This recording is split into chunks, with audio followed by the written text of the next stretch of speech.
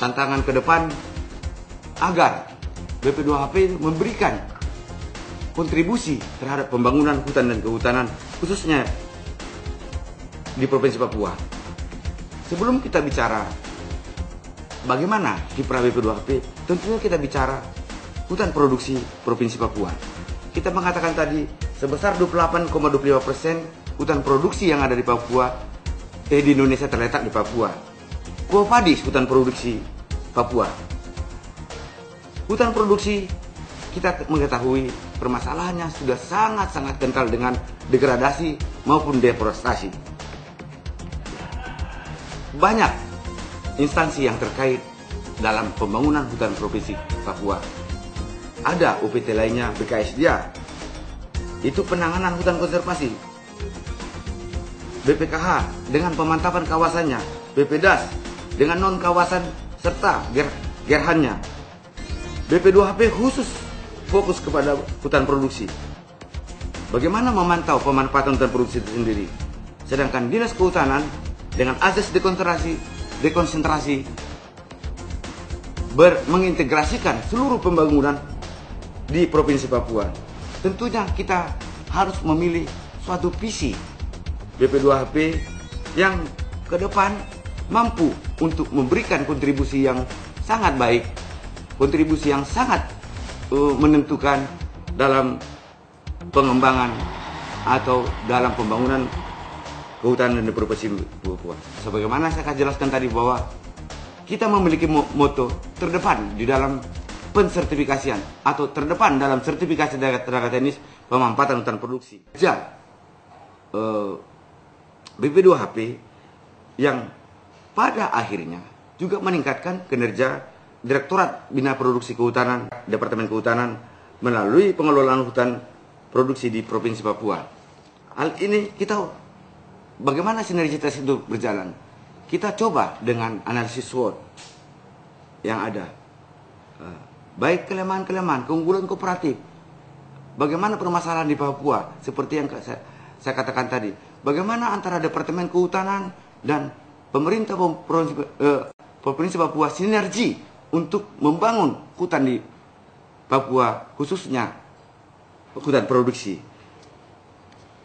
Tentunya hal ini berbicara sinergitas, tentunya kita berbicara how to manage the conflict.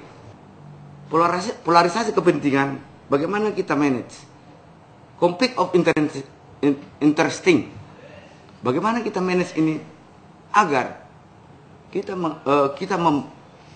berjalan setiap waktu secara kompak, terintegrasi, dan dapat sinergi satu sama lainnya. Gubernur Papua dalam satu kesempatan saat diinterview menyatakan no tree, no life. Ungkapan Gubernur Papua termasuk ungkapan from forest for death to forest for life. Kebijakan ini dengan tegas mengharamkan pembalakan kayu liar dan perdagangan kayu haram. Tahun 2009, BP2HP akan merencanakan seluruh kegiatan yang ada dikaitkan dengan Renstra Dijen BPK yang dari Jakarta telah dikembang secara luas. BP2HP 17 Provinsi Papua pertama melaksanakan adalah sosialisasi definisi peraturan bidang-bidang produksi kehutanan. Kita memerlukan juga diklat tenaga teknis bidang bina produksi kehutanan sebagaimana moto daripada BP2HP itu agar menjadi terdepan dalam sertifikasi. Menyelenggarakan lokakarya iuran kehutanan, kompensasi hak wilayah bagi masyarakat di dalam maupun di sekitar hutan. Juga pemantauan evaluasi produksi peredaran hasil hutan. Kemudian penanganan barang bukti tindak lanjut pelanggaran illegal logging. Selanjutnya in-house training teknik pemberkasan hasil penyelidikan. Kemudian hal yang paling sangat urgen juga adalah pelayanan informasi produksi peredaran hasil hutan. Selanjutnya adalah pengembangan hutan di hak ulayat masyarakat adat pada hutan alam produksi di Papua. Hal ini juga sering kita sampaikan di rapat koordinasi pembangunan kehutanan regional 4 Provinsi Papua. Dengan berbagai masukan dan diskusi yang berkembang selama rapat berlangsung, peserta rakor juga merekomendasikan antara lain penyusunan rencana evaluasi pembangunan kehutanan berbasis kinerja. Pembangunan kehutanan diharapkan dapat berbasis kinerja di tahun-tahun mendatang, dilaksanakan secara berkala, berjenjang, dan terukur.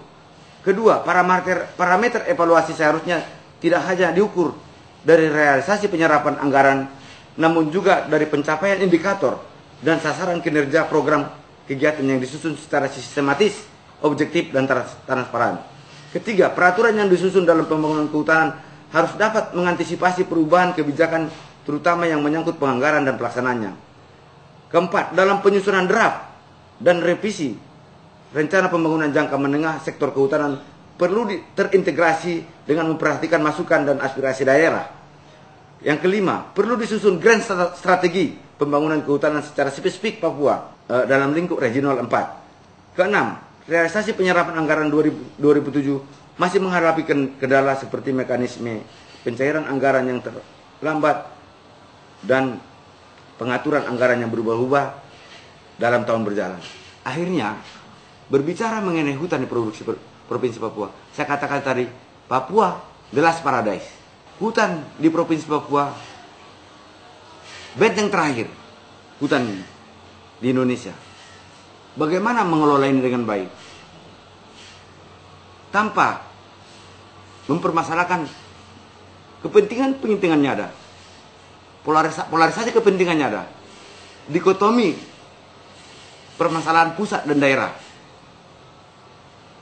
Hal ini kita kembang luaskan agar sinergi, tentunya agar hutan itu lestari dan bermanfaat bagi masyarakat. Ini yang merupakan visi ke depan Departemen Kehutanan. Demikian penjelasan kami. Terima kasih.